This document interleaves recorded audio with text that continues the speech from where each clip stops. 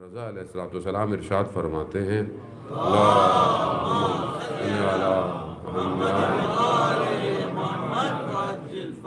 امام رضا ارشاد فرماتے ہیں کہ اگر تم خدا کے دیے ہوئے کم رزق پہ، خدا نے بہرحال ہر کسی کی تقدیر میں مقدر میں چیزیں لکھی ہیں، اگر خدا کے کم دیے ہوئے رزق پہ راضی ہو جاؤ تو خدا تمہارے کم عمل کو بھی قبول کر لے گا۔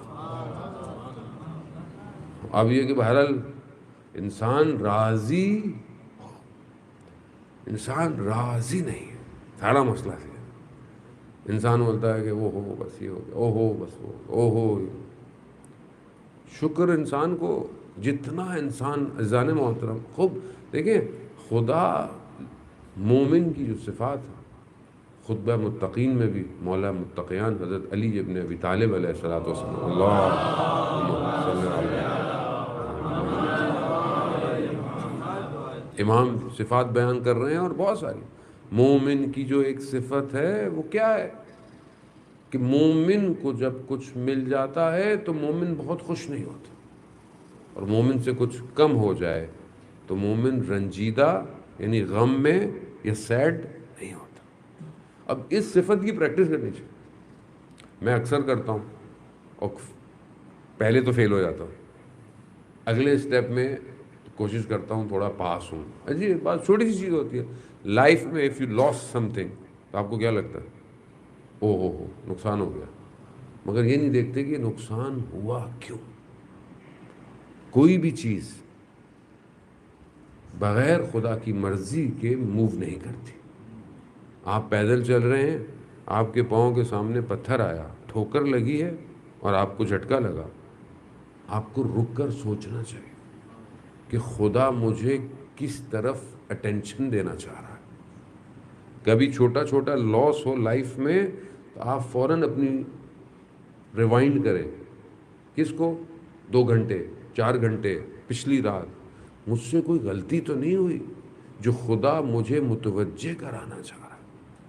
اور یہ اس کا بڑا فضل ہے کہ اگر وہ انسان کو متوجہ نہ کرائے تو انسان تو برباد ہو جائے گا۔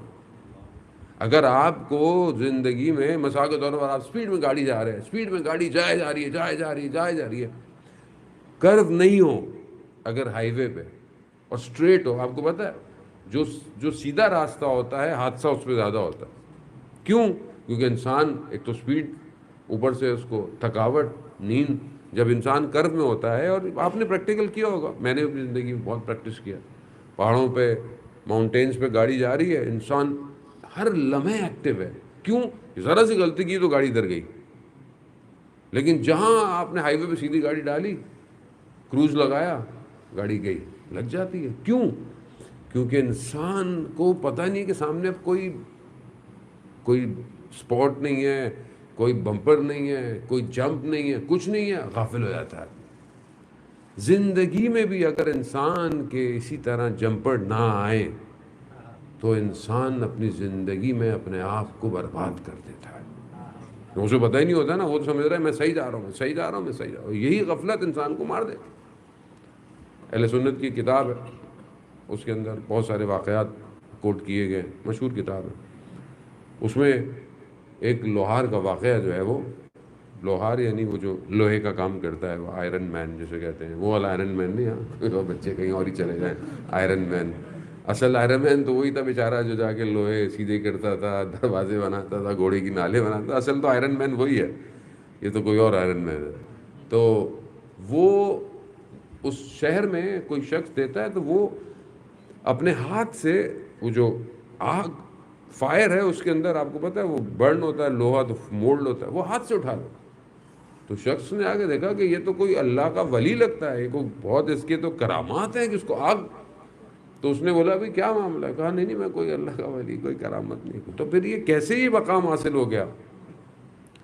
کہا بہرحال انسان ہے، میرا کسی پہ دل آ گیا، جیسے جوانوں کا آ جاتا ہے، آج کل تو بہت جلدی آن لائن آ جاتا ہے بندوں کا، تو میرا کسی پہ آ گیا، اب میں نے ہر کوشش کی، معاملہ نہیں ہوا، رشتہ بھیجا، سب کچھ کیا لیکن نہیں ہوا۔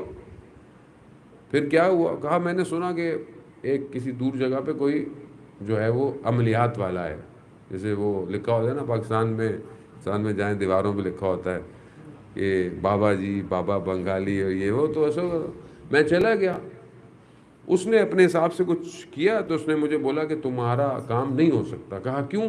کہا تم نیکیاں کرتے ہو، نیک کام کرتے ہو، نیک کام کرنے والے کے لیے میں کچھ نہیں کر سکتا.